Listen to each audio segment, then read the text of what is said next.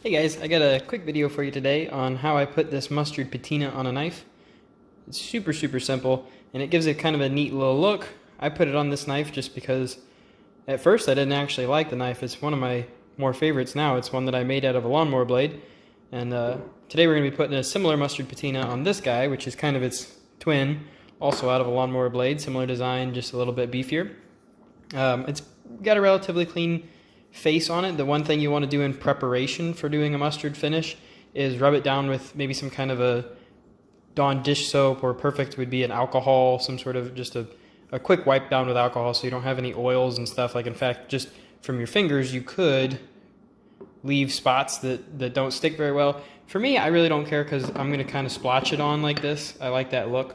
But the function of a mustard patina, or any patina for that matter, is when you're dealing with a high carbon steel like this. Otherwise, sometimes it's prone to rust with high carbon. But if you force a patina like that on it, it's really forced rust essentially. And having that little layer of rust protects it from getting real rust. So all we're going to need for this is a paper plate or a napkin, or I guess you could just pour the mustard on your counter, but just some regular store-bought yellow mustard. And then either a ear swab thingy, those cotton swabs, or I'm just going to use a rolled up piece of paper towel. We're going to pour the mustard into here, into a little puddle, and just kind of dap it, boop, boop, boop, boop, boop. Just kind of dap it on. So I'm going to pour out some mustard and just show you that process real quick, and that's pretty much it. You want to leave it wait. I think on this one, if this is something that you like, I think I let this wait maybe 3.5 hours. The longer you leave it on, the darker it'll get.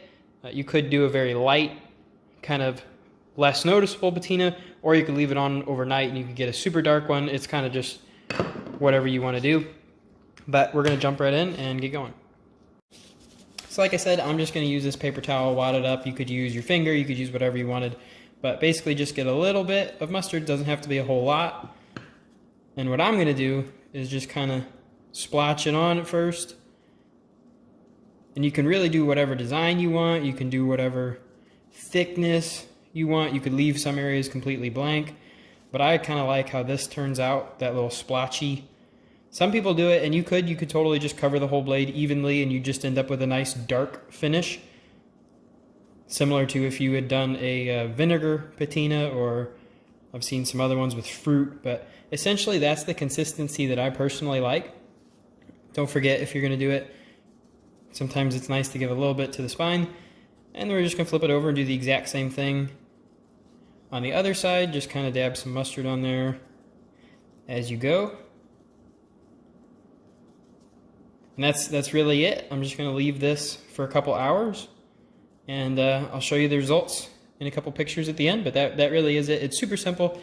As for what to do with the knife between now and whenever you take the mustard off, which, by the way, taking the mustard off is pretty easy. You just wipe it off or scrub it a little bit if you have to with a paper towel. You don't want to use anything real abrasive, or you can take it off.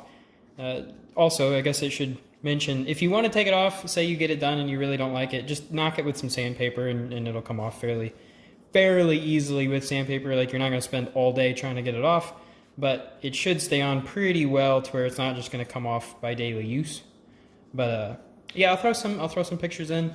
Until then, I'm just going to prop it up on this paper plate, and well, maybe not. I'm going to prop it.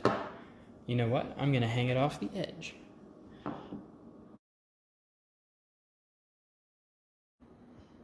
So here's the update. This is when I'm going to take the mustard off. I left it on there for about 3, maybe 4 hours.